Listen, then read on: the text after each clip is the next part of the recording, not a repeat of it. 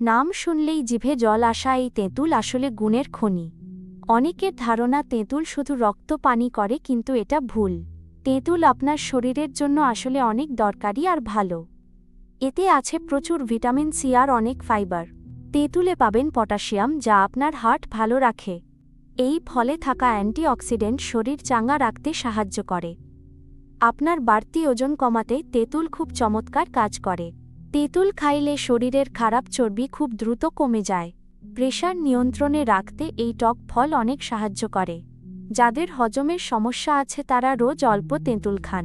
তেঁতুল খাইলে আপনার পেট পরিষ্কার থাকে আর খিদে বাড়ে। আপনার শরীরের লিভার ভালো রাখতেও তেঁতুল অনেক সাহায্য করে। ডায়াবেটিস রোগীরাও পরিমাণ মতো তেঁতুল নিশ্চিন্তে খাইতে পারেন। রক্তের চিনি নিয়ন্ত্রণে রাখতে তেঁতুলের বীচিও খুব কাজ করে। প্রতিদিন দুপুরে খাবারের পর অল্প তেঁতুল পানি খাইতে পারেন। তবে খুব বেশি চিনি দিয়ে তেঁতুলের শরবত খাবেন না। কাঁচা তেঁতুল মাখিয়ে খেলে সামান্য লবণ আর মরিচ দিন।